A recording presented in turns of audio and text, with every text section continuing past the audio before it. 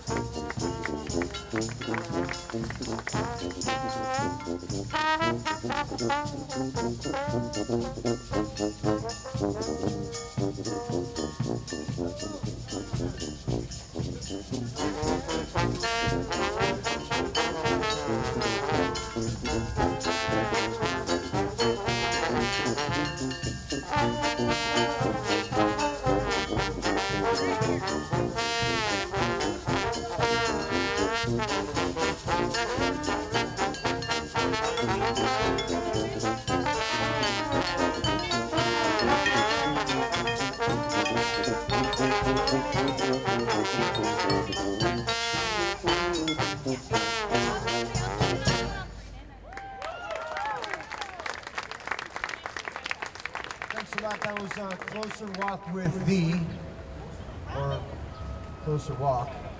Nice song from New Orleans. We got a couple more songs from down in New Orleans since they are helping to define a type of folk music that we have here in our arts and culture in the United States. So how about Bourbon Street Parade? That's a little culturally.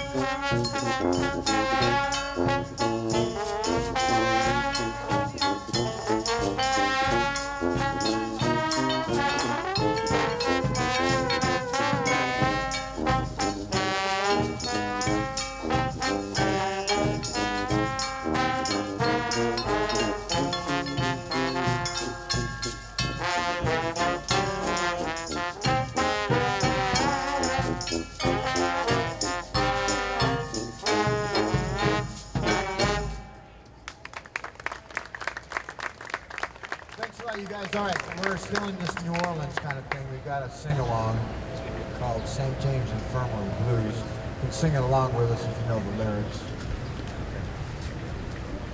We like to do things sometimes where we start it out slow and then speed it up in that New Orleans style. So bear with the first part of the set. The second part of the set will be the dance crazed.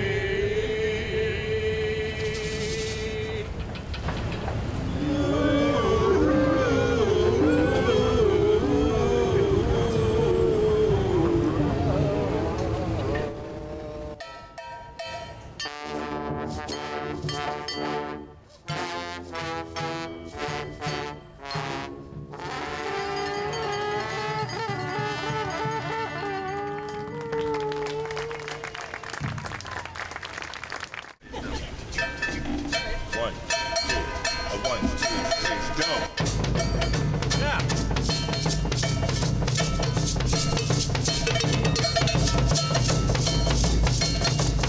One, two, now hit it, bomb.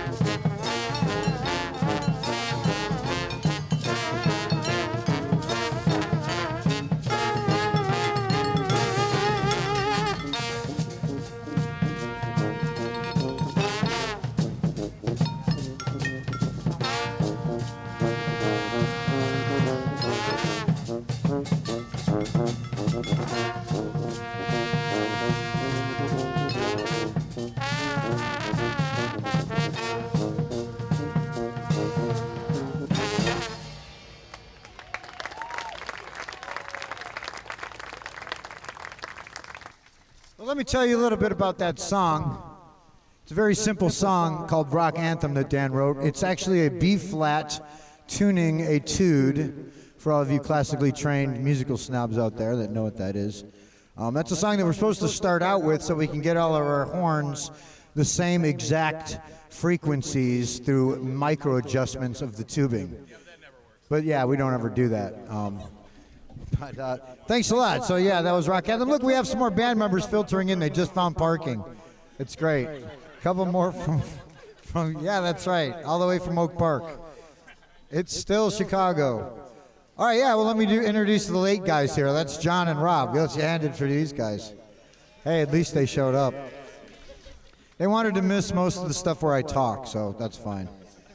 All right, I'm going to actually leave for this song and go downstairs and pick up a couple things that I forgot. And What's the song?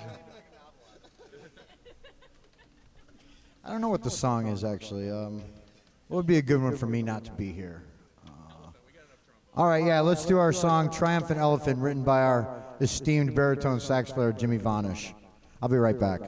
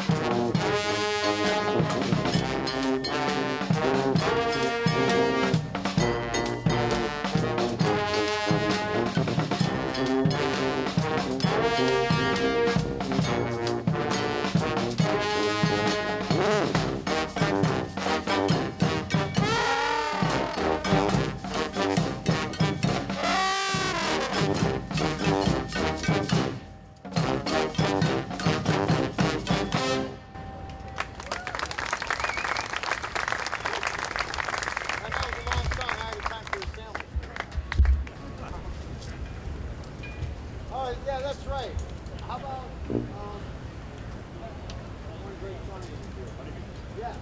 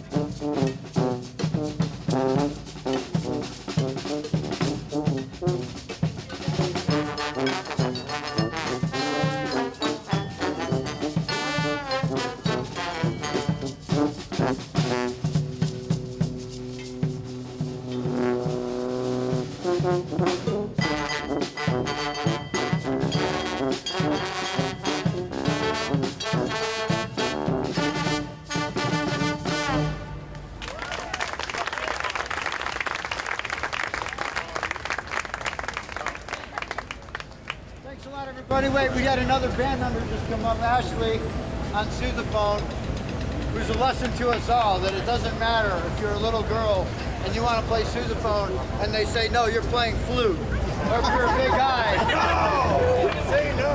And they say, you're playing sousaphone, and you say, no, I want to play piccolo. Freedom of choice. I forgot to mention we're part of a revolution in music education. I'll talk about that later. Oh yeah, we have Montserrat.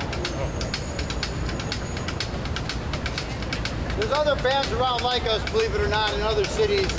Little pockets of alternative marching bands. We like to do a couple of their songs, and they do a couple of our songs.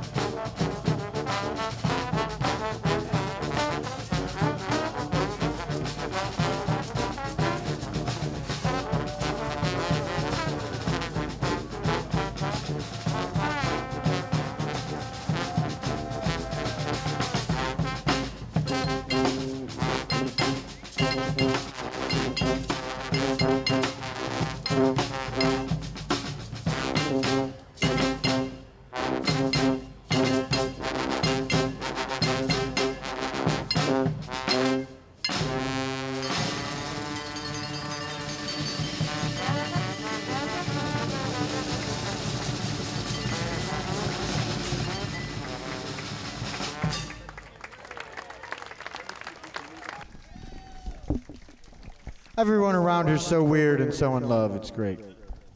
Newberry Library, that's right. I remember if you guys weren't here at the beginning of our set, we praised the Newberry Library for being one of the few institutions of its kind in the United States for research in any field, offering you lectures and workshops and all sorts of resources for any kind of, I mean, we need to use our libraries. It's great that they're putting on this event, incorporating musicians, local talent, getting people out, you know, getting the kids out. This is great. We are environmental encroachment. From yours truly, Chicago. Anybody got the time out there? 1:45. Nice. We got 15 minutes to roll before we get some speakers in here. Besides myself, that is. Anybody else? Oh yeah, band. We got some band introductions here. Did I introduce Ashley and Mo? And Mo. We have two Mo's on stage right now. We have Ashley and Mo over here from Detroit, actually. She owns a motorcycle shop. So if you're out motorcycling in Detroit, look Mo up. She's also in our Detroit sister brother band, the Detroit Party Marching Band. Like I said, we've got a lot of nodes and musicians out there that didn't really have anything to do after band or just wanted to pick up a trombone after it's been sitting around. And that's what we're all about. So anybody from the age of 0 to 99 can play with us. If you've got a towel, that's fine. You could wave a towel around. We don't care what you do. You can wear, wear stilts, anything you got. But anyway, look for us around in town. We're actually playing at the Lollapalooza after party at Reggie's tonight, which is a free show, by the way, over at Reggie's Rock Club. They're going to have all the young kids bust in from Lollapalooza. It's going to be a lot of fun. Without further ado, let me introduce the rest of the trombone section. Rich Capalbo, Dan Merlot, John Cox, he's been introduced. I'm Mike Smith. You've met Mo, all right. That just leaves a couple people. If they get missed, that's my bad. All right, what song we got? Oh, that's a good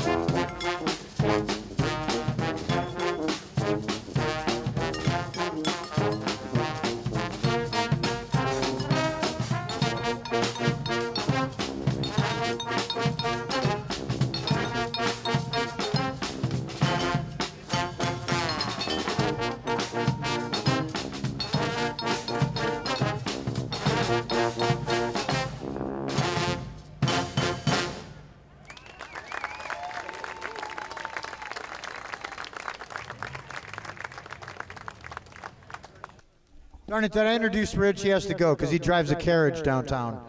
If you guys want the best carriage driver in the city, it's right here, Rich Capalbo. Look for the top hat. He's parked right outside the water tower. His horse's name is Gus. No, that's not right.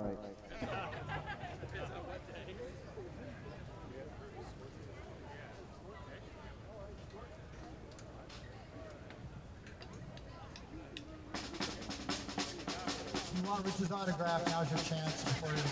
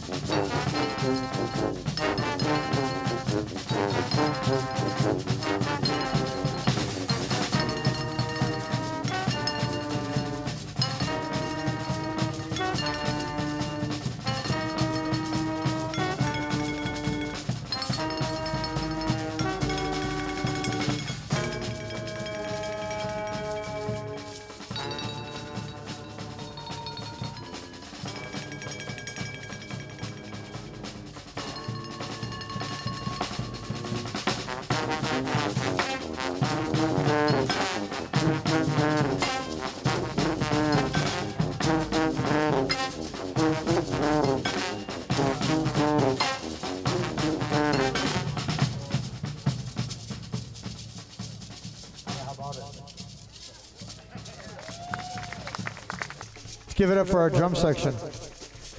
They never get enough credit. We're all dancing around up here like clowns. They gotta all stick together and be with it. That's Mr. Rob Durkee over there on the drum with the fabulous sequins. Of course, Rob Solar is the spaghetti monster, the flying spaghetti monster. Local artist extraordinaire. Mo, we have Mo over there. Did I introduce Mr. Bob Kolovich, the leader of the band? Leader of the band, once again, never enough credit for this guy.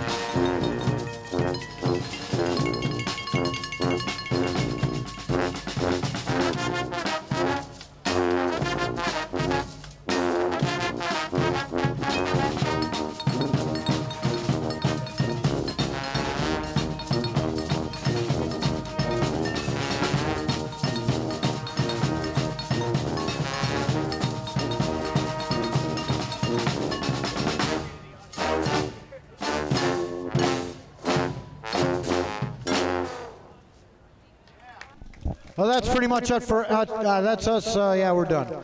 All right, I want everybody from Environmental Encroachment, Ashley included, to get up on stage and take a bow to this wonderful literate audience of adults and children. We love you guys. Thank you very much. We're Environmental Encroachment. And once again, thank you to the Newberry Library for holding awesome events and making Chicago cool.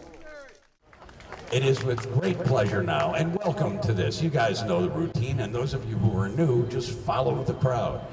It's my great pleasure to welcome the guy who runs this amazing, amazing place. And do yourself a favor and go in if you have not. We have 12,000 books for sale. The president of the Newberry Library, David Spadafora.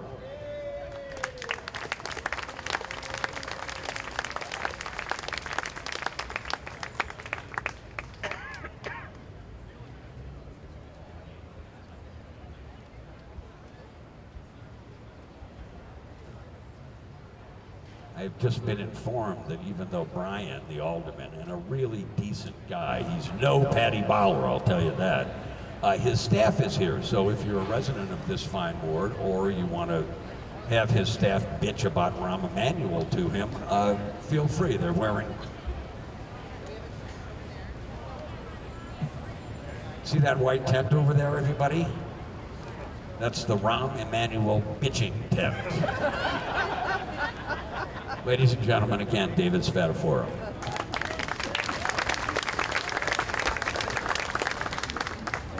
Good afternoon, everybody, and welcome once again to the 30th iteration of these Bughouse Square Debates. For a good many years now, Rick Kogan has been a very important part of what happens here on the last Saturday afternoon in July. We're very grateful to him for his important contribution to this occasion today and those in the past. So please join me in thanking our MC, Rick Kogan.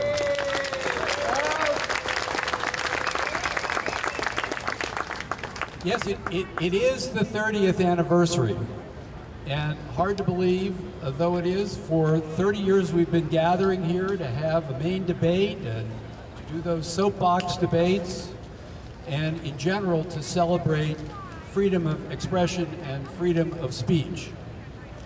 It's a great weekend right now with the book fair going on across the street, and for the moment anyway, sunshine here and relatively cool temperatures. So I hope we're all going to have a good time at Bughouse this year. An important part of what we do every year is to make an award that is symbolic of what these Bughouse debates are all about. And that's the John Peter Altgeld Freedom of Speech Award, which is named for the man who was the governor of Illinois from 1892 to 1896. After a careful review of the facts of the Haymarket trial in 1886, in June of 1893, he decided to pardon the 3 surviving anarchists who, in his judgment, had been condemned for their words rather than for anything that they had demonstrably done. By pardoning them, Altgeld not only asserted the legal rights of the wrongfully convicted, but he also delivered a strong message about our American freedom to hold and to express opinions, no matter where they may fall on the political spectrum. His action proved unpopular at the time, as you probably know.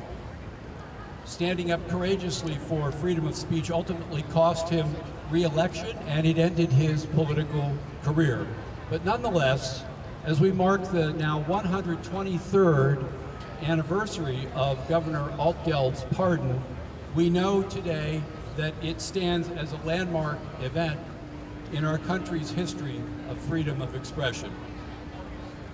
It's in the spirit of such resolute defense of a key American right that the Bughouse Square Debates Committee in the Newberry Library present the 2016 John Peter Altgeld Freedom of Speech Award.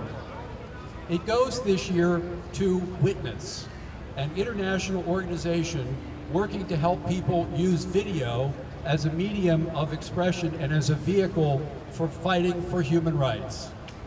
Witness champions all people's right to freedom of expression through a number of activities. It trains and supports citizens around the world to use video safely, ethically, and effectively to expose human rights abuses and to advance a number of important causes. It provides resources to help people understand their free speech and free expression rights to document human rights abuses. It empowers individuals to employ the means of documentation and expression available to them, even in countries where free speech rights are not legally recognized. It supports the use of safe and effective tools for freedom of expression and free speech, especially video recordings, and it draws attention to citizen footage of underreported stories. And it helps to ensure that those who are exercising their free speech rights can effectively preserve and share their findings. Since 1992, Witness has provided training to more than 6,000 people in 97 countries, and the resulting videos have reached 260 million people. Recent projects have helped to expose exploitation of child soldiers in Africa, forced evictions in Cambodia, gender-based violence in a number of countries, and violent confrontations between police officers and civilians here in the United States. In short, Witness has long stood for the historic values of freedom of expression that were modeled by Governor Altgeld and that are on display annually here in Bughouse Square. And so it is an honor for the Bughouse Square Debates Planning Committee and the Newberry Library to present Witness with the 2016 Altgeld Freedom of Speech Award.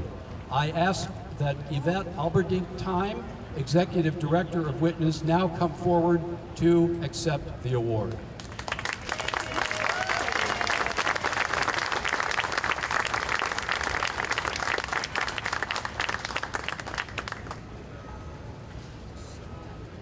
Thank you so much. Hello. My name is Yvette Alberdink-Time, and I'm incredibly honored to be, for Witness, the organization that I lead, to be part of this incredible event. When I looked up I'm from the Netherlands, so Bughouse doesn't necessarily mean anything to me. So I looked it up and I saw that it had to do with a mental institution. So you have to be a little bit crazy to be that outspoken and to be able to exercise your free speech.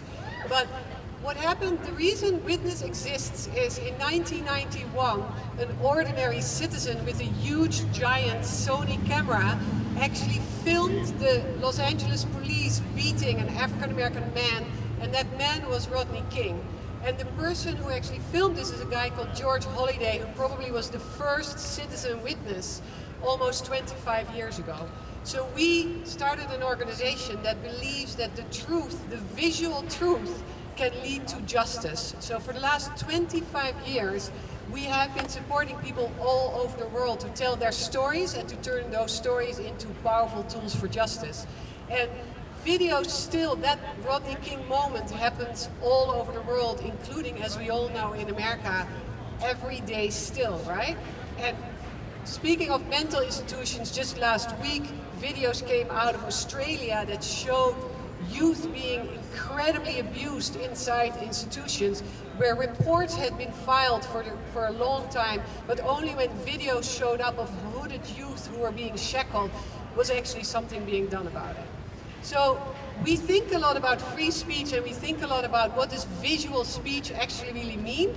So for example, I'm sure that many of you are aware that a woman called Diamond Reynolds live streamed on Facebook when the police murdered her fiancé, Philando Castile. What happened when she was doing that is she was sharing a piece of abuse that was very important for the world to witness. What also happened is Facebook took down that video for about an hour, right? So one of the things we think a lot about is, who are these arbiters of free speech today? When is it Facebook's choice to decide whether this kind of abuse needs to be seen by the public or not? So we advocate to these technology companies to make sure that their platforms become more human rights friendly. And at the same time, we have resources for people around the world to make sure that when they are filming, they can actually be safe and effective. So for example, there's a man called Ramsey Orta, who you probably have never heard of. He was the person who pulled out his video camera to film the moment that Eric Garner was chokehold and murdered by chokehold in Staten Island. His life has become extremely difficult because he's being targeted by all kinds of people, including by the police themselves, for speaking out and revealing a truth that the people in power don't want to see revealed. So we help with resources for people like him, that when you share a video, how do you do it in a way that you can be safe? Maybe your name should not be on that video, it's safe and effective. Similarly, what happens to your speech once it goes onto the World Wide Web? Will it still exist for other people to actually see it down the line? There's a group called Photography is Not a Crime. For 10 years, they have peacefully in the community been monitoring police behavior. They had a trove of videos. Those videos accounts were deleted by YouTube. So history can be deleted in a snap second. So we need to make sure that the spaces where the speech that we all express are being preserved can be protected. And at the same time, we can use these videos to affect real change. We've seen it in the last 25 years where videos told stories that people wanted to deny and changed laws, put warlords behind bars, and created accountability where there was none. So for example, in Rio, there are media activists, people who live in the communities that are facing a lot of very brutal police violence, and they've pulled out their mobile phones to start telling a story about what actually happens when the police clean up their favelas and in the process kill, for example, a young boy called Eduardo who's 10 years old. And their stories are the only proof and the only stories that deny a narrative that is being perpetuated by the media. So what's been going on with the Olympics is the traditional media are telling stories of a jaguar that's been killed because he was paraded out as one of the Olympics ceremonies. Now believe me, I'm a favor of protecting endangered animals. But in the same week, there were several other people of the community in Rio being killed, and those stories don't end up in the media.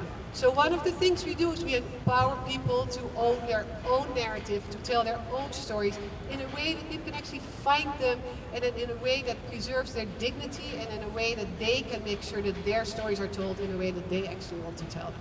So I think, as the artist Ai Weiwei said, a society without free speech is a barbaric society. When he was being surveyed by the Chinese government, he took cameras and he took them and he made his whole house armed with cameras, and he filmed the police back, and he filmed the security forces that were detaining him in his house back. So I am on a mission with many activists around the world to ensure that anyone, anywhere, can be a safe and effective witness and participate in freedom of speech. And I thank all of you here in Chicago for helping us do that. Thank you.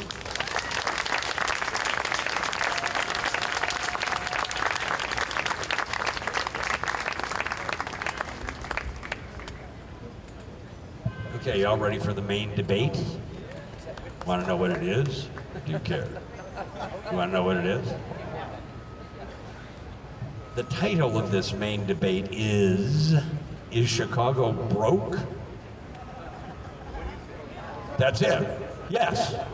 Thank you very much. Is Chicago broke? Solving the city's budgetary woes. There'll be two speakers up here to try to get to the bottom of this crazy question. One is John Nordhoff. He'll argue that Chicago should be more focused on core functions and drastic pension and spending reforms. He's been at the Heartland Institute since May 2008. He's been published in a lot of, I'm not going to read this whole thing. You don't care, do you? Do you want to hear the whole thing? He was born a poor child in Milwaukee, just joking. He's been the government relations director of the Heartland Institute since 2010. He's a member of the American Legislative Exchange Council's Tax and Fiscal Policy Task Force. Boy, does that sound like fun. And has testified before multiple state legislatures on a wide range of issues. His work has been published in scores of publications, including the Chicago Tribune, Milwaukee Journal-Sentinel, Detroit News, Chicago Sun-Times, Atlanta Journal-Constitution, and Investors Business Daily. Before joining Heartland, he was a national press coordinator for Americans for Fair Taxation, one of the largest grassroots tax reforms organizations in the country. Debating Mr. Nordorf is Tom Tresser, who I have known for roughly 30 years. That's him right there. He's trying to get an early edge here somehow. Tom has a newly published book over there on this very topic. It's only $10. I know you're all here for relatively cheaper books inside. Think about buying his book. It's at a table over there. He's going to argue that the way out of this unbelievable mess is through the elimination of waste due to something called corruption and through increasing revenues. He's a civic educator, public defender, founder of the Civic Lab and TIF Illumination Project. He organized and edited the newly released book. I mean, it is fresh off the presses. Chicago is not broke, funding the city we deserve. He's also co-leader of the No Game Chicago campaign that went to the IOC's international headquarters in Lausanne, Switzerland in 2009 to tell the IOC, no thank you. What do you think it would be like if we were sitting here waiting for the Olympics to come? Good Lord. Okay, boys, have at it. The pattern is Mr. Nordorf gets 10 minutes, Mr. Tresser gets 10 minutes, Mr. Nordorf then gets 5 minutes, and then Mr. Tresser gets 5 minutes, and then Mr. Nordorf gets 5 minutes, then Mr. Tresser gets 5 minutes. It's a total of 40 minutes, and feel free to, this is debate. You're not going to get to heckle Hillary and what's his name when they start debating because it's going to be on television. So heckle away. Mr. Nordorf, the stage is yours.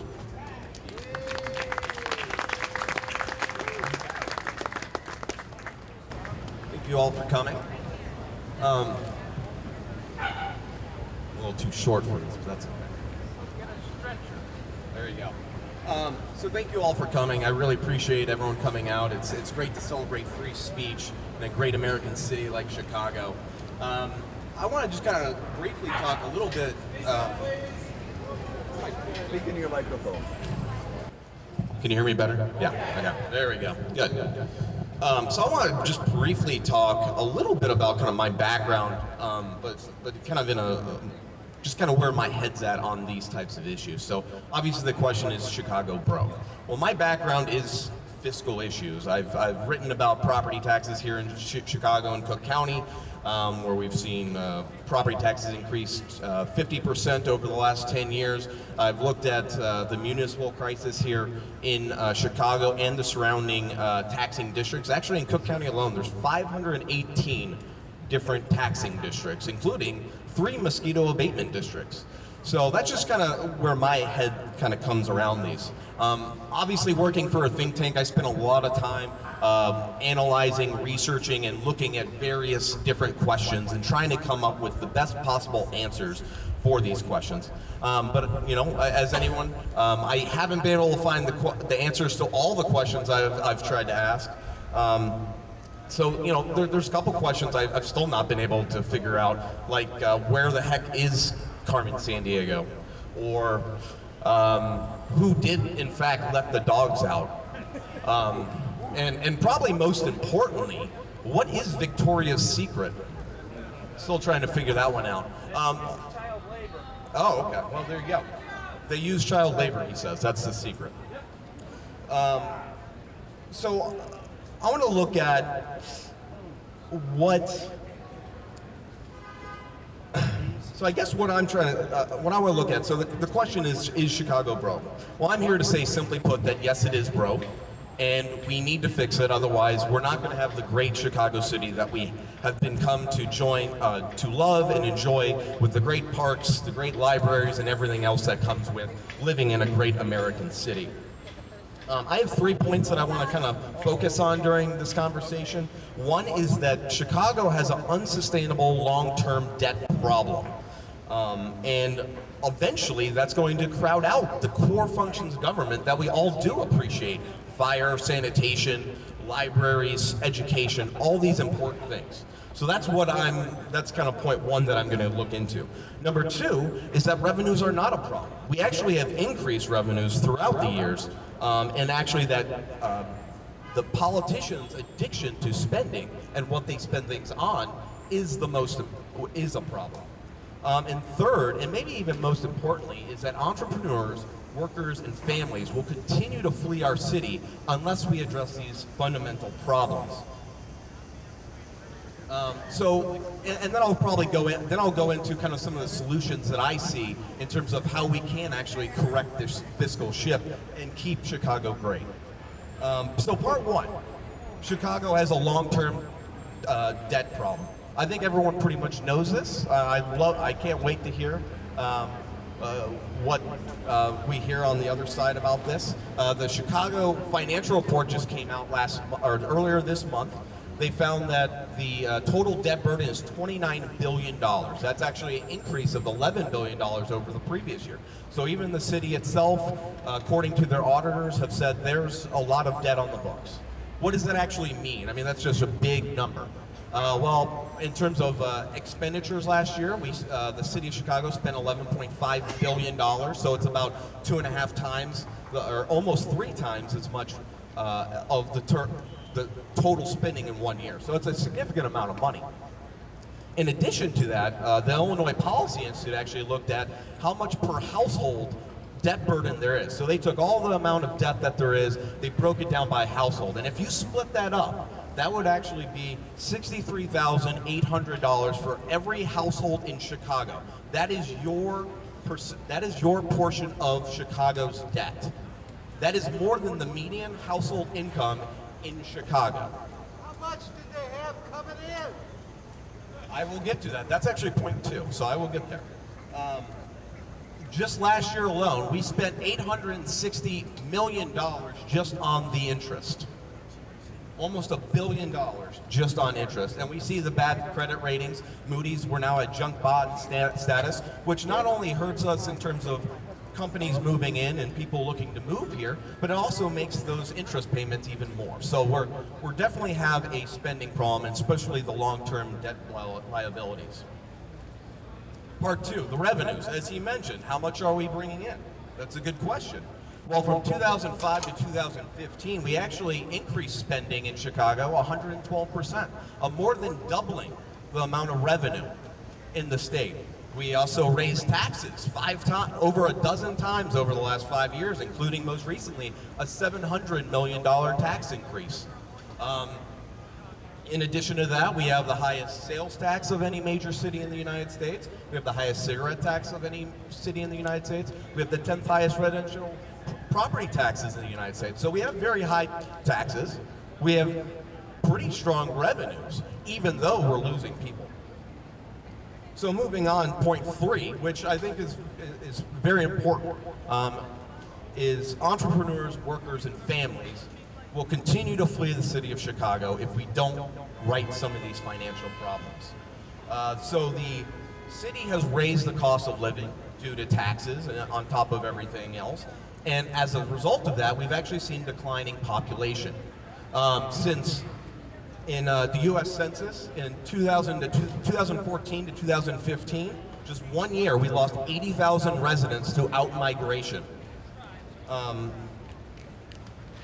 So this is problematic in a lot of ways. One is they're also bringing with them their jobs or where they're going. They're bringing their incomes, which could have been here part of the tax base. So we're starting to pull away from some of our tax base. So the revenues, they're starting to not keep up with things because we're having people move their capital to other states.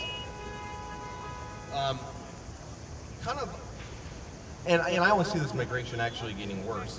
According to the New World Health, the city of Chicago lost 3,000 millionaires last year alone. That's 2% of all high income earners in all of Chicago. So 3,000, that's 2% of all millionaires last year alone. It is a bad thing, actually, and I will get into why that's a bad thing. But to kind of go into further what that means kind of historically, that's the most of any city in the country and third most in the world. So we lost more millionaires as a city than any other city and the third most in the world last year. Tax some more, okay. So we've actually, so he said, is that debt or is that crime? Well, we do see that they're moving to states with lower incomes. States like Texas is the most prominent, and Florida. So I would say, yeah, I'm sure crime and corruption and all these other things have to do with it as well. But when you see this big debt burden over our heads, that is creating a huge disincentive for people to want to work here or live here, because they see taxes rising and all these different things as well. So, you know, we had some people who said, you know, let the millionaires leave. That's fine, except they do pay a huge portion of our taxes already. Well, and if you want to tax them more of them will likely leave, and then they'll have to pay even more. So, but what I will say, even so, in 2000, the city of Chicago, African Americans who made $100,000 or more a year, we had the 7th highest percentage. That's a great thing. Since then, we have seen a decline in African Americans making over $100,000 a year in the city. And we're actually out of the top 10. Is that because of taxes, or is that because they don't want to get shot anymore? Well, I'm sure it's both things, but actually part of the survey did look into that, and they did say that the fiscal aspects to it was part of it. And they are moving to other more friendly states like Florida and Texas. So, to that same point. Okay, sure. To summarize, though, so we have, over the last 20 years, we have seen revenues double. So the amount of money we're bringing in has doubled. We've seen spending increase significantly. And we've seen population decrease. So we've actually lost 200,000 Chicago residents since 2000, between 2000 and 2010, the most of any major city. So what we can do is, what I would say is we cannot continue to kick the can down the road and not address these significant problems that we're facing. And we can't put all the burden, and I would say we're already putting too much burden on the back of hardworking Chicagoans by raising their taxes. As I said, we've raised taxes on Chicagoans 12 times in the last 5 years, and we still have deficits and debt. So we can't tax our way out of this situation. Chicago is broken, and we have to fix it, and we can't do it by taxing and spending more. So what should we do? I would say the only way that we can do is actually to be able to attract more people by creating a tax, regulatory, and business climate that attracts these people who create jobs and want to work here and want to innovate here. Put members of the creative class, entrepreneurs, white people, black people, young people, old people, and even, yes, members of the 1%. Because with the 1%, you bring people who will pay huge amounts of taxes with them. How many more jobs? I've got 3 and it's still not paying my bill. Well, there you go. So this includes, so what I would say is, what do we need to do? I think that first we need to reform unfunded liabilities. Without doing something to the long-term debt problems, we will continue to falter, and it will crowd out education spending and all these other things.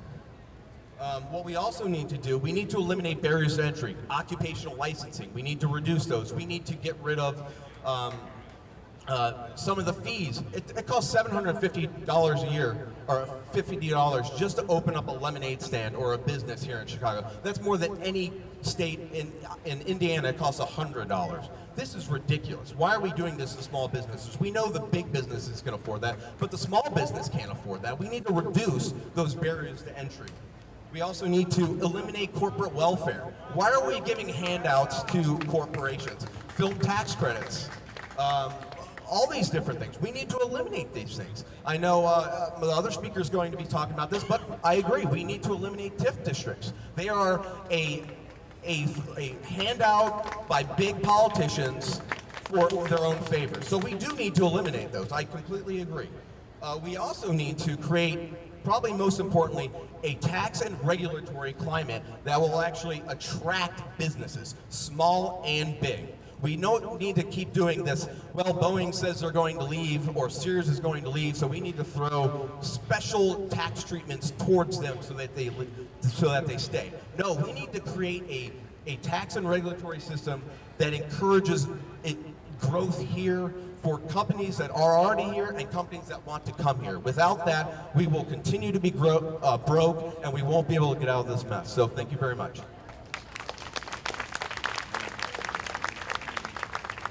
Not to worry, he'll be back. Ladies and gentlemen, I don't know if the argument's against. Chicago is broke. Listen to Tom Tresser tell you why and what we can do about it.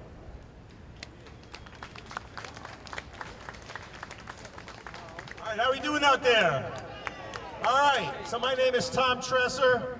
I call myself a civic educator and a public defender because the very word public is under attack in this country and in this city. Do you agree with me? Yeah. All right. When I say public, you say public schools. You say public libraries. I say public, you say parks. I say public, you say transportation. Exactly. These are the things that make a city great. These are the things that make a nation great. And my friends, they are under attack here in Chicago. All right. Well, the topic for today is Chicago broke? Well, witness this. Chicago is not broke. All right. So first, let me say that a budget is more than just figures on a piece of paper. A budget is a map for your future, especially a civic budget.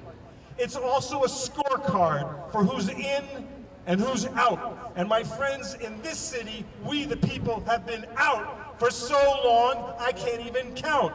And we're out, and the other guys are making out, like bandits, okay? So let's clarify about what we mean by Chicago's budget. Right here on this paper are all the units of government controlled by the mayor. So we're talking about all the money. The city of Chicago, $9 billion. Public schools, about $6 billion. The Park District, about $500 million. CHA, $1 billion. CTA, about $1.5 billion. City colleges, $696 million. TIF districts, $426 million, and special service areas, about $22 million. All in, we're talking $19.1 billion. Now, as my learned opponent mentioned, we also have to talk about debt and obligations. Debt for things we owe for the past, and obligations for things promised or contracted for the future. And right now, 31% of all the property taxes that we collect are being spent on debt. Now, the first thing I have to say is, can we trust these numbers that they're accurate? And I, for one, do not trust the city's reporting, and I call for an independent forensic audit on all aspects of the city's agencies, commissions, employees, and contracts. And when I say forensic audit, I mean someone from the FBI who can find mob money, right? Because that's what we're talking about here. So until we get that independent forensic audit, all the numbers are suspect. And we will look at official pronouncements with a huge grain of salt. Now, I've been collecting stories on Chicago corruption for years. I have a folder down there that's 6 inches thick, which is full of articles on corruption, right up to a few days ago when the Board of Education was caught fudging reports on school cuts.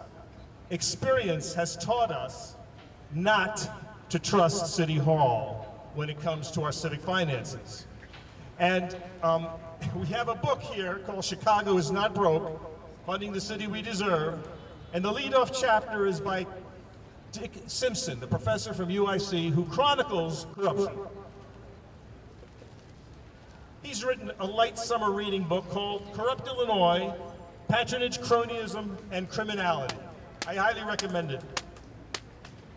What's the point of this? It's because so much money has gone missing in the city that we really need to step back and find it. So, the Civic Lab has published the book, Chicago is Not Broke, and it's by major experts such as Dick Simpson. who break it down into 3 large buckets. And there's my helpful assistant, Merle, my wife, showing us the 3 buckets. Thank you, Merle. Bucket 1, money that's stolen from us. Money that we should not have had to spend, nor continue to spend. Money that's hidden from us. Hey, we know they're collecting it, we just can't find it. Right? Number 3, money that we are not collecting, but we should be. In bucket number 1, we have the aforementioned cost of corruption. Ladies and gentlemen, the cost of corruption is calculated by Professor Simpson and his colleague Thomas Gradell is $500 million every year. $500 million, the cost of corruption in Chicago, going back as far as you can count. Also, the cost of toxic bank deals for Chicago. So this is where we get into this debt that my esteemed opponent is talking about. We've been placed into a lot of toxic deals that we can't seem to get out of. However, when the mayor and the governor want to void the contracts with the workers and want to take away their pensions, that's a contract we can walk away from. But the contracts with these banks that are sticking us with hundreds of millions of dollars of debt every year are apparently invaluable and cannot be touched. And finally, bucket number 3, money that we're not collecting, but we should be. Now, in bucket number 2, but money that's hidden from us, are the famous TIF districts that I've scoured the city for the last 3 years explaining this giant slush fund controlled by the mayor. All right, right now in Chicago's TIF districts sits $1.3 billion, $1.3 billion of property taxes. Now, if we flush just $1 billion of that, just flush those accounts out, that gives the city a one-time bump of $843 million. We could use that money, couldn't we? Okay, how can we be broke? $183 million is ready there, sitting in accounts right this minute. And if we ended TIFs, blew them up completely, we'll have another $422 million coming to the city each and every year. Now, bucket number 3 is the bucket that's the most challenging for us.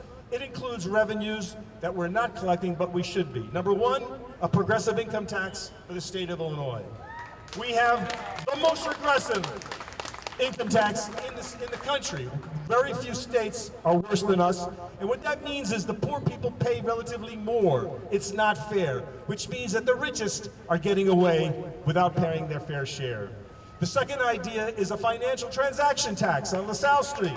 Hey, you go into the store and you buy a can of soda, you pay a tax.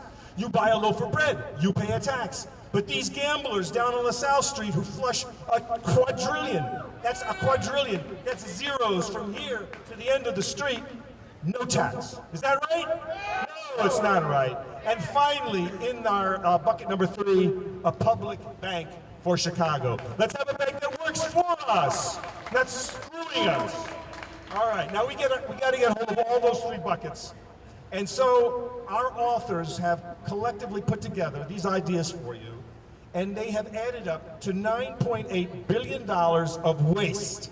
$9.8 billion of waste, and we propose for you $5.5 billion in new, sustainable, progressive revenues every year going forward if we enact these ideas. These are revenues that are not wrenched from the least of us. So, get the book here today, special price, $10 for all you buggers. So, we need an independent audit. I've established that, and I think you agree with me. But we need to take a stuffed stand on every contract, loan, and consultant agreement and payout that the city's involved with. We want our menu of revenue ideas implemented before there's 1 more cent in property tax hikes, red camera ripoffs, regressive fees, or any basic services, and other scams cooked up by the mayor. He wants to sell Midway Airport or anything like that. No selling of our public assets or privatizing essential services. Until these things are done, my friends, you cannot say Chicago's broke.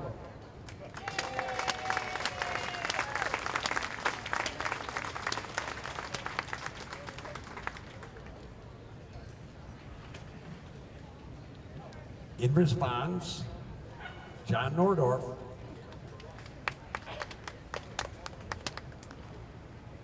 So to start, he he had mentioned that there should be an independent audit of Chicago. I actually somewhat agree. I don't agree with the city's own CAFR reports, which is their main financial reports every year, but the problem with what he's saying is he's arguing that Chicago's not broke, but if we were actually to see an independent audit of those financial reports, it's actually going to be a lot worse. The ones that I've seen is actually, so I said $29 billion is what they claim to be in debt. I've seen reports showing as much as $61 billion, so almost twice as much debt than what's on the books that they're telling us. So I think that actually only makes the problem even worse and leads into my argument that we are broke and we do need to fix it. I agree with him on some of the things that he's trying to do in terms of the TIF districts. I agree, they are a big cronyism play. I wish you would have probably talked a little bit more about the cronyism giveaways like film tax credits and all these other subsidies that we throw out to corporations one-on-one basis rather than, I mean, if you're going to give a good tax treatment to someone, you should give it to everyone. You should give it to small businesses, large businesses, middle-sized businesses, entrepreneurs, and everyone else in between. He mentioned the transaction tax. Well, the problem with that is, you know, we have CME Group here, we have the Board of Trade, and while, yes, it would probably, well, I would say that they do pay taxes. They don't pay it on the transaction, obviously, but they do pay taxes on the income that they earn and the businesses. So they are actually already a fairly major taxpayer in the city. And what you would do in a place like that is you would actually drive CME Group and the Board of Trade out of Chicago. The CEO just a couple of weeks ago has already said, you're saying bye-bye, but if you want a transaction tax, then you don't get the money from them. Do you want the money? So you don't want the money from them. Okay, well then we'll have even more debt. So then instead of the I don't know exactly how much money he said the transaction tax would take. Well, you can say bye-bye to the transaction tax money. So now you're going to have to pay down the 61. Where would they go? What? You said they'd leave. Where would they go? They could go anywhere. Anywhere. Why don't they go to Texas right now then? Why don't they go now? Well, there is a significant amount of stockbrokers here. Their infrastructure is here, but if you make it completely illogical for them to stay here and do businesses, then they would leave. It would be the straw that makes the camel's back. It's just saying, well, why don't they leave now? Well, at some point you decide you're going to leave. Why don't they move online right now? Why don't they just go? A lot of their stuff is online. Actually, they do. I mean, they don't. If you go to the Board of Trade, there are not that many people actually trading on things. I'm going to move on to the progressive income tax. 1 minute, okay. Real quick, the progressive income tax. As I mentioned, we already lost 3 million millionaires last year. As I said, if you want to increase revenues, if your most important thing is core services of government, if you want beautiful libraries like that we once have behind us, we need as many millionaires here in Chicago as we can get, because then they will be able to fund the stuff that we're trying to do through tax revenues and all these other things. So if you don't want millionaires, then you don't want the stuff like the libraries behind me. So we are in a very precarious situation, and without these high revenue people, we're not going to be able to fix Chicago's debt problem. Thank you.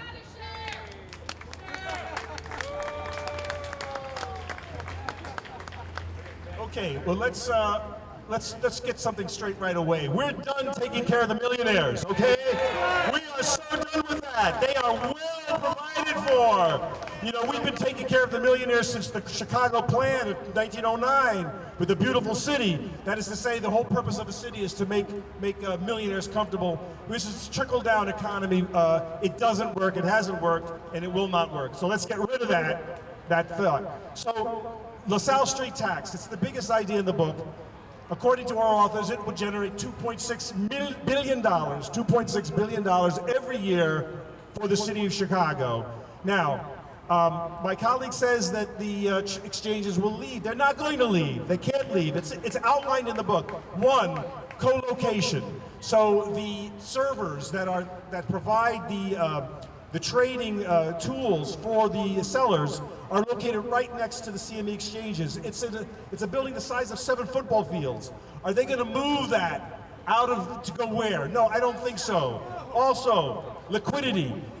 When people try to set up their own exchange, as they did in Atlanta some years ago, they don't have the mass, the volume, and so the liquidity is provided by all those players right here. So if one guy leaves, everything else is still here, all the other aspects of the industry. So no, it is not realistic for the exchanges to say they're going to bolt. But that's what they always do when they're threatened with paying a little more, don't they? They'll say, we're going to take our ball and go home. They're not going anywhere.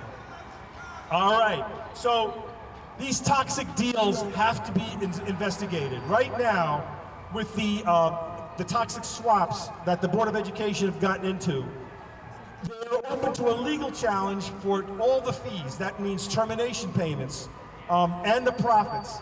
The mayor could challenge these fees, these usurious takings, as has been done in other cities, but he doesn't. You know why? Because he's an investment banker. He's an investment banker, so his buddies are getting fat on all these fees and swaps and toxic deals. They've got to be stopped. And so, in conclusion, my remarks for this part is just to say, let us really look at the LaSalle Street tax. It's not a silver bullet, but it's the damn closest thing we have to it to make this Chicago work for everybody.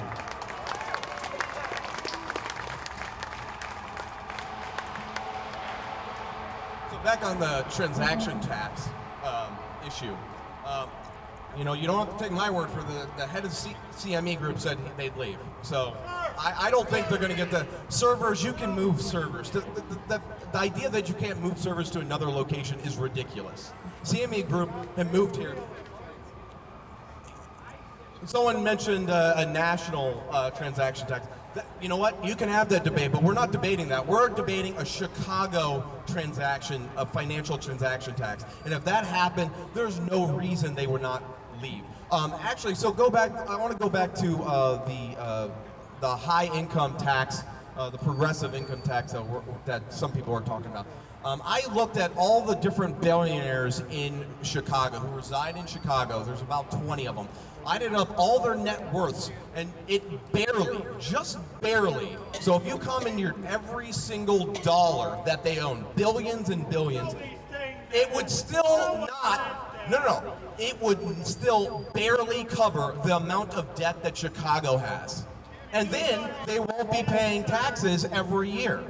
So without that, so you can commandeer every single dollar that they own, you still have to deal with it. To say that companies won't leave because of tax reasons, look to no further than our next door in Indiana. Since in the last 8 years, 53 different companies have moved just from Illinois and Chicago to Indiana. That's just Indiana. I'm not even bringing in Wisconsin or Texas or Florida or the other states. So we are losing residents, hardworking residents. We're losing startups. We are losing other companies that are well established, especially the entrepreneurs. If you build up a company and you get to a certain point where maybe you go from a $1 million company to a $5 million or a $10 million company, maybe you'd be like, you know what, we're just small enough to where we really don't have roots here in Chicago, but man, I was kind of successful, so now I'm going to leave because I just can't deal with all this debt because I know $61 billion in debt, what that means is future tax increases. That's what that means unless they start to look at actually looking at the unfunded liabilities, the long-term tax debt that we have on the books, the $61 billion, the $63,000 per person debt burden that each household here has. That is how much is hanging over your neck right now. And that, like I said, the median income in Chicago is less than that. So we have to look at this in a serious way, and like I said, I commend him for his work on TIF districts. They are a horrible thing, but it's a small amount of revenue. It's $400 million a year. Let's get rid of them. I agree, but that's not going to get you anywhere. And this financial tax, there's no way it brings in $2.6 billion, and it's going to drive more people away. The money, it's a math problem, and he doesn't have the answers to the math problem. 2 plus 2 can't equal 100. And that's what he's trying to do. So with that, thank you very much.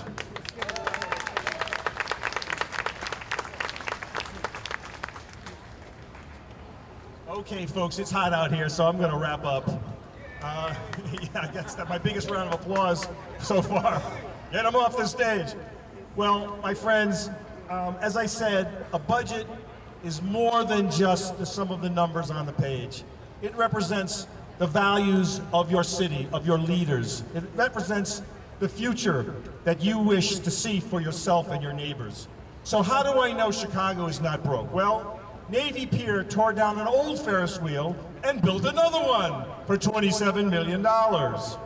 Barbara Bird Bennett, the former CEO of the schools, approved a sweetheart no-bid contract for $20 million after being bribed, and she's going to prison after being found out.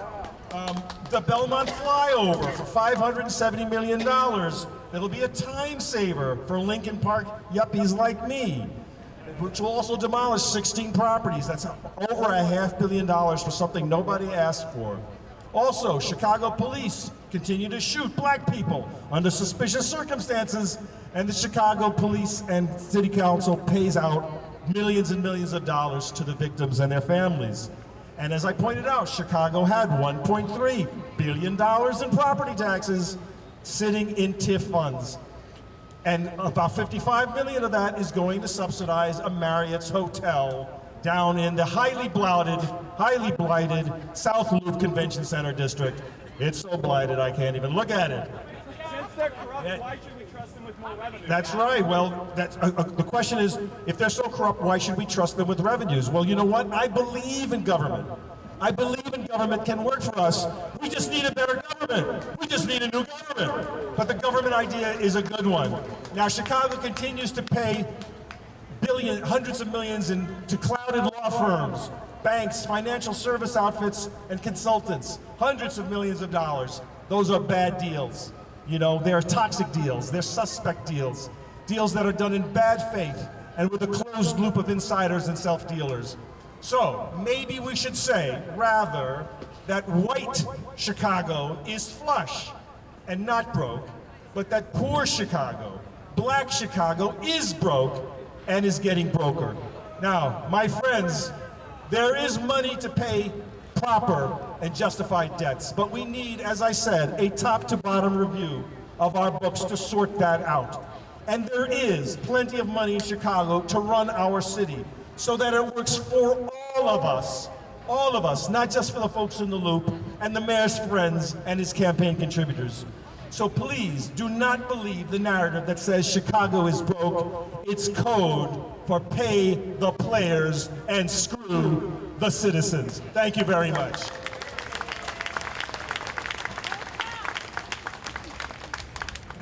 Provocative. You people now, I'm not going to conduct a Q&A with these guys. That is your job. That is your job. So feel free, ladies and gentlemen. That's what this free speech thing is all about. Address a question to either or both. We got about 5 minutes for that. How about we create a there you go. market for one of our biggest problems, which is we decriminalize drugs and we tax them. Okay, it sounded like the question is, what about decriminalizing drugs and legalizing them and taxing them? Okay, you got a thought on that? Sure. Oh, the answer is sure. Well, I agree. I don't Yeah. think that brings in that much revenue, though. I don't think it brings in enough. Well, it's like liquor. Yeah, I say so, yeah. Legalize the drugs and tax them. From being an expense. Legalize. That's peanuts when you're trying to deal with $61 billion. But in general, I'm in favor of legalizing or decriminalizing drugs. Hey, John, I got a question for you. You told us how many companies left Illinois. My question for you is, why didn't you give us the net amount of companies? So companies left minus companies that have come in here. If you're just giving us the number of companies that have left, that seems like a misleading statistic. So my question for you is, how many companies have come back to Illinois in the same period? Repeat it. They've lost net jobs. So you've lost. You know what? I don't have the one off. You give us the gross number, not the net. What the heck? Why are you so misleading? I was giving you one example of how, but what we know is we've lost 200,000 residents. We have had 80,000 people who have left the city of Illinois, or city of Chicago. All right. That is, we have 80,000 Asked people and more than answered. have moved in, have moved out. Asked and answered. Another question there, sir. Who caused all this? The Democrats, he said? If so, you vote Republican. Then if so, vote Republican, he says. All right, well, it raises a question of, do we need more than two parties? I mean, we only have one party in Chicago. Do we need a third party? I mean, it's a good question. Good question. We have a Green Party. Libertarian Party. Oh, Libertarians. All right, those are real parties. The Libertarians have a table right over there. Go find out more about them. Perfectly good question. Other questions? Step up, shout out. Right, front row.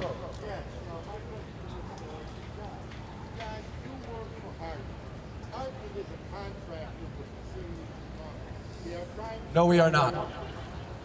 Repeat the We do question. not take any government funding whatsoever, and we do not contract with the city of Chicago. We are not the Heartland Alliance, no. Yeah, confusion of the two organizations. Okay. Eliminate TIF. How much construction will happen and how many jobs will be lost in this construction industry, including hotels where they hire people to operate them. Number two, how do you anticipate a progressive tax? There has to be a constitutional amendment. So, two questions from the gentleman. One, what happens if you get rid of TIFs? Will it not hurt the construction industry and the hotel trade, loss of jobs? And second, how did the progressive tax work? So, if you eliminate TIFs, you replace it with something bigger and better for Chicago's plan. Now, we do not have a plan for prosperity for everybody in the city of Chicago. We don't have a breathtaking vision for prosperity that doesn't only speak to the mayor's friends. That's what we need. So some people say, you know, go mass transit, bring the red line to Indiana, put a circle line around the city. These are massive projects that are worthy of a city and will be around for 100 years and create huge jobs and construction. So I'm for that. That's a good thing. But that's a conversation with the people of the city of Chicago. Where do you want to go? Because when the mayor says, I'm doing a project to make the city a world-class city, that's a sign to hold on to your wallet and run. Because they're gonna give you another Olympics or another BS. So that's not what I'm talking about. So to get to what the brother's saying, replace the clout-driven, gumball machine TIF project with something breathtaking and substantive. We built hotels before TIFs. We built industries before TIFs. Right here in Chicago. TIFs are... Right, so the gentleman says we do manage to build things without TIFs. Yeah, there is something called capitalism where people do take risks and build things. Okay, other question? You mentioned that revenue is not the problem, and then you talk about all these sources of revenue leaving. So if spending is the problem, what should they not be spending money on? The revenue sources are not the problem. We have a lot of revenue sources which are driving away people with capital, with income, which once they leave, we no longer get anything from them. So when 3,000 millionaires leave the city, their money, their tax revenues that they were paying, we no longer get. Now we have high taxes. We've increased taxes to keep our revenues up. So while people were leaving, we're increasing taxes to try to cover those additional expenses. So that's the problem. And we're going to keep driving people away. You can only tax so much until people continue to leave. There's a question there. What do each of you think about term limits in the city council and mayor's office? Term limits. You got a thought? Sure. He says sure.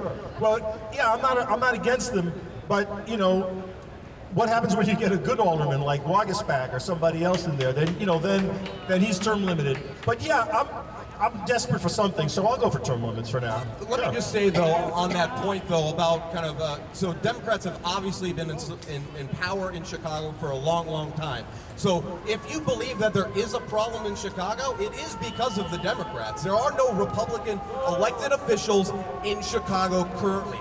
Now, I'm not going to say the Republicans would be any better. I myself am not a Republican. But you do have to look in the mirror and say, who am I voting for? Why am I voting for them if they keep driving up debt and keep doing the same thing every single year? Good point. You get the government you deserve, folks. So, you know, we got an election in 3 years, so let's get busy. You want new faces in city council. You got to start working for them.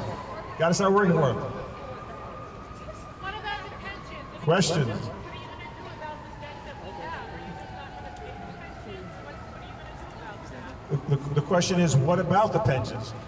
No, the pension is to a government worker, a teacher. We owe them, we honor them. What I'm trying to raise is the issue is the debts that are mentioned here are suspect to me, and I want to investigate all of them, all of the commissions, including the guys that run the pension funds. Not that the pension to the teacher is not valid, but the way that the funds themselves are being run. We're paying $140 million in fees every year to the people who run the pension funds. So, as I say, a lot of insider trading, a lot of corruption, and what I would say inefficiencies need to be looked at in all manner of debt, whatever it is. I just am so disbelieving of the official pronouncements of the city and social duty. Yes, sir. Tom, I love you and I love your labs, but I didn't hear how you were responding to John's argument that when enterprises leave, you leave a gap. The question is, how would I respond to the point that when people leave, jobs leave, that's a gap? Well, you know what? We have everything we need in the city of Chicago right now to solve our problems. We've got the cash, we've got the land, and we've got the talent. So when you use everything you have everything you need. Follow me? If you use everything you have everything you need, which includes taxing the folks who are getting away with murder. So if a business feels like they can't pay a fair share, well, don't let the door hit you on the way out. We're going to make up for you. We're going to grow businesses right here in Chicago. We got the talent, we got the resources, we just need to put them to work.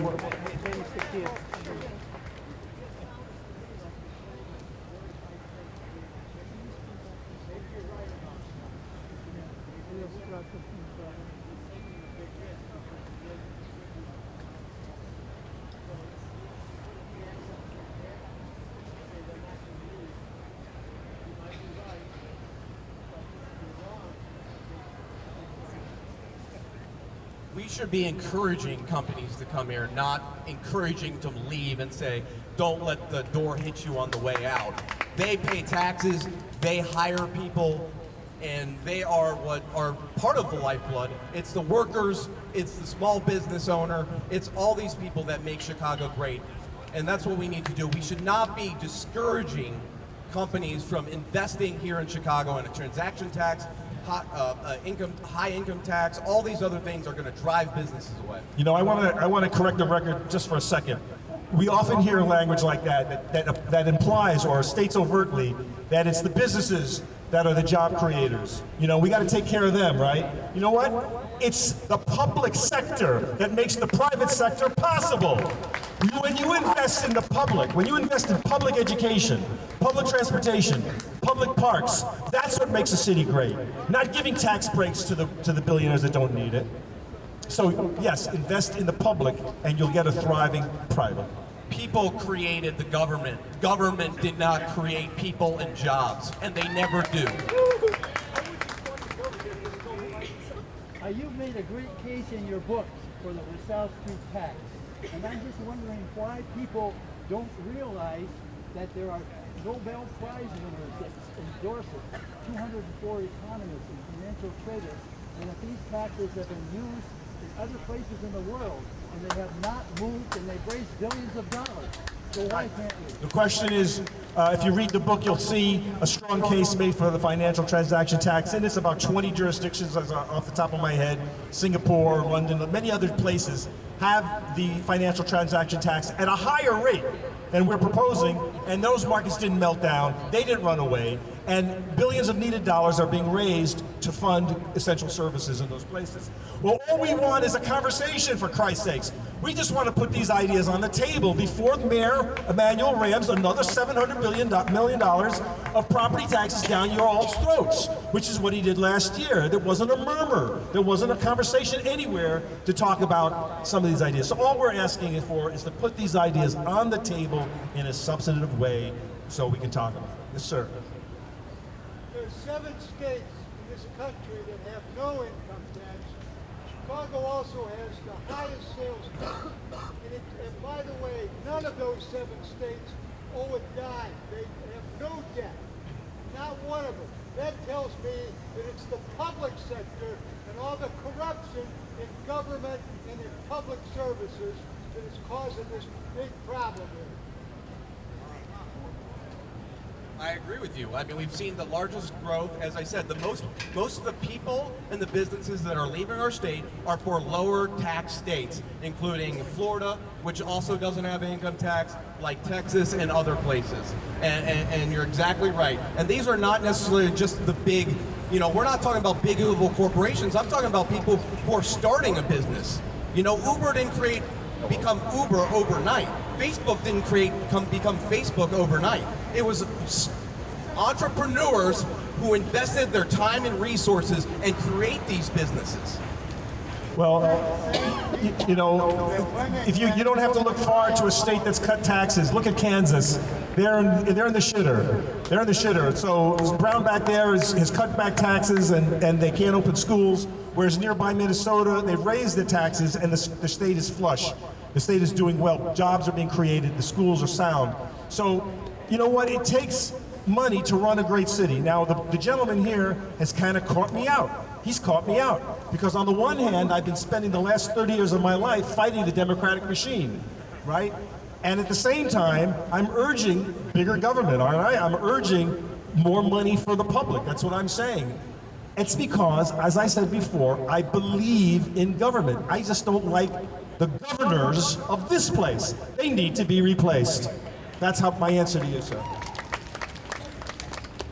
John, a question for you. Let's say you're right and this tax isn't large enough.